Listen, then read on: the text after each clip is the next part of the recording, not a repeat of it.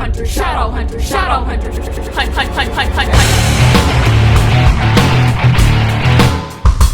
Hello, I'm Christine, and episode 3 of Shadowhunters season 2 premiered yesterday. Let's talk about this. So yesterday's episode was called Parabati Lost, and I'm having some trouble gathering my feelings on it. I definitely didn't like it better than the previous episode. It had some nice character moments, but I didn't like the overarching plot of the episode in general. Does that make sense? It's hard to say without going into spoilers here. I think I'd give the episode a C+ this week. I think it was better than the first episode of the season. There were some emotional moments that I almost got teary in, but in my brain, I knew I didn't like what they had done to get me there. But the actors are doing a really good job. That's all I'm gonna say in this non-spoilery section. If you haven't watched episode 3 yet, go ahead and watch it, come back, and we can discuss it together. Goodbye, non-spoilery people.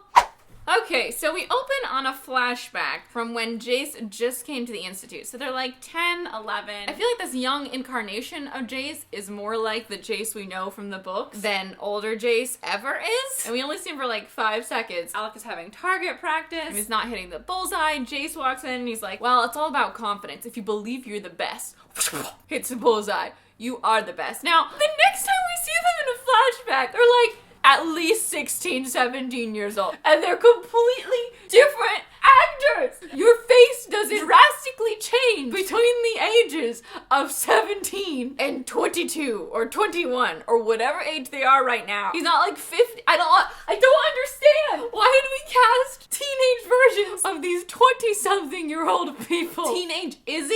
She's a completely different person. Like, I don't know if they became Parabati when they were like 14 or something, because like normal people Parabati up before they're late teens. I think it has to happen before you're 19, or else you can't be Parabati. It's not even the storyline with the flashbacks that annoys me. It's like the actual flashbacks. I can't look at these actors and be like, yeah, that's Alec, that's Jace, that's Izzy. The teenage version of Jace just looked like a different Jace. And he acted like book Jace more than Jace in the show acts like book Jace. Jace in the show has so many opportunities to be Jace in this episode. So many opportunities for sass. And he just doesn't take it. He's just so serious. My brother needs me. My brother. It's just a completely different character. Jace in the book is one of the first male protagonists that I really fell in love with. Like, it was the first one after Edward Cullen, and I so hard loved him. And I just love how in every situation he manages to make me laugh because he's so annoyingly sarcastic and sassy. It doesn't happen with this version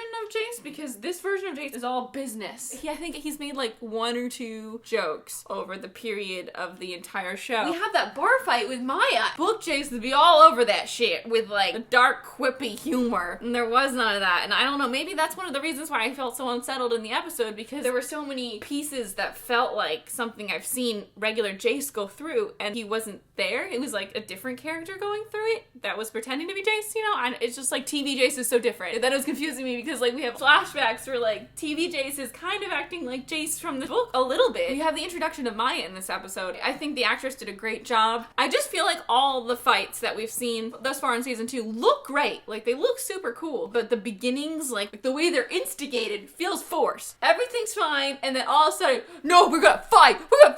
And then we're fighting full on. I really appreciated in this episode how there was a conscious effort to improve the look of the show. The cinematography and stuff. Like we do have that nice shot of Jace coming up from the water. The camera comes up with him. We have some nice close-ups on Clary. We have a nice shot of Jace's face coming across the bar table and being beat up. Like it looks nice. For one reason or another, the story is just not settling in me the right way. Like it's not like when I watch a show and I feel like I'm watching like a fluid storyline. Keeping with the Jace storyline in this episode, we have that fight in the bar. They kick him out of the bar. Then Luke comes in and says, have you seen this guy? Maya says, oh yeah, he was here before. Shouldn't have let him go. And then we see Jace on the street. He's running to try to get to Alec. And then Maya's right behind him. And she's like, you can't hide your scent, Shadowhunter. That transition didn't work for me. I didn't understand. How did we get from point A to point B? She was just with Luke. Why was Maya right behind him? He had to have a lead because Luke came in and stuff. I don't know. It felt disconnected. And then Jace is in the hospital and they're running tests and they're like, there's something not human about him. Maya and Luke show up and then they have Maya shift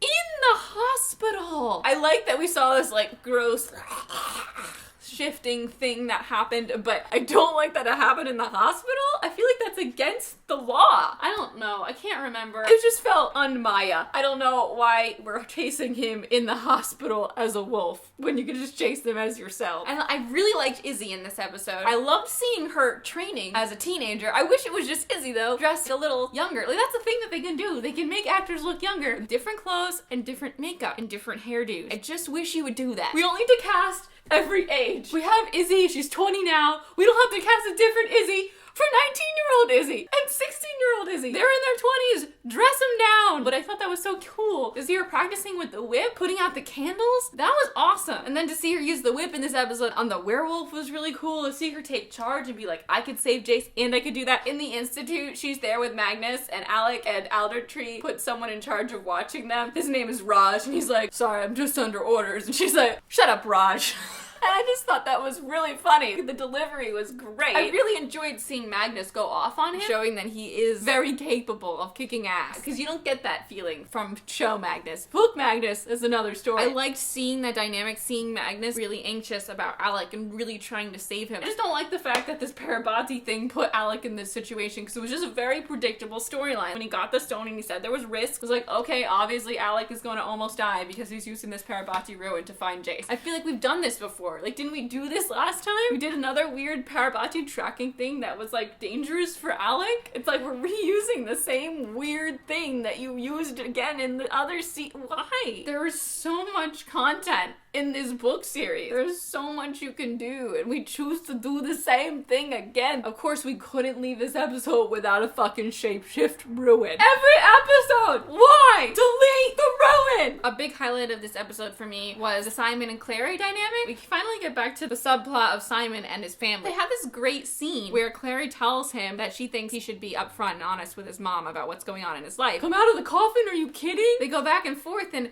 Clary's like, Simon, this is the woman that put up with you eating weird shit, practicing band in the house all the time. Like, she loves you. That little back and forth between them gave me some feels, because I knew that Simon's mom wasn't gonna accept him, and it was really sad to hear her say all those nice things about her, and then know that if Simon does come out to her, she's gonna be really mean and reject him. In the book, that's a really sad thing that happens. I really wish that he did end up coming out to her in this episode, and he didn't, because I think that would have been a really powerful emotional moment and a really great moment for those actors to shine. But again, we just ended up lying to her about the band. Raphael got involved. Like, I don't like this Raphael getting involved to threaten the mom thing. Like, again, I think the actors did a really great job with what they were given, but the storyline is very convoluted. Like, I love seeing Magnus so concerned, but at the same time, I didn't like when they were like, I tried everything except waking you with the kiss. He could have just kissed him, but we had to give him this like weird Disney line to lead up to that kiss. Just let him kiss him. We know that he's trying to kiss him to wake him up. We don't have to be told. And then at the end of the episode, I almost got emotional again, because everyone was so emotional. The actors were doing a really great job portraying their concern for Alec, and I was very sad in that moment, but I knew Alec wasn't gonna die. That's the thing. Like, they're threatening this main character in the second season like he's gonna die, and I know he's not going to. There's no way in hell they would kill off Alec. And I know that because of the way the show works with the ships and the constant life-threatening situations that resolve themselves almost instantly. There was no world where I believed that they were actually going to kill him. So the episode doesn't have the urgency that they're looking for in a situation like that. I just wish that we'd slow everything down, stretch out these storylines, make things more difficult. So I'm pumped to see what happens next episode with new showrunners. I'd love to hear your thoughts if you got emotional in this episode. We also have scenes with Jace and Jocelyn in this episode. I just feel like Jace didn't respond to her in the way that I would expect him. Again, sassy, sardonic Jace is missing. And this Jace just feels like a hurt puppy. That's what it feels like. A serious puppy who's been hurt, and he's like, my brother needs me, instead of just being like, fuck everyone, I'm getting to Alec. He just keeps telling people that his brother needs him. Just give him some sass lines. Just give him some angry, sassy lines. Please, if you have to, make him silently murder people. But again, we get this moment that felt really very book-like, when Jace jumps off a building and like lands and gets up and keeps walking. And I don't know if that felt book-like to anybody else who's like a huge fan of the books. It just felt like that moment when he jumps off the Institute To me, again, it's just like these little moments are like reminding me of things in the book, and that's why it makes me feel emotional. If I had just been watching it and I didn't know that backstory, I wouldn't be feeling that. So, I don't know.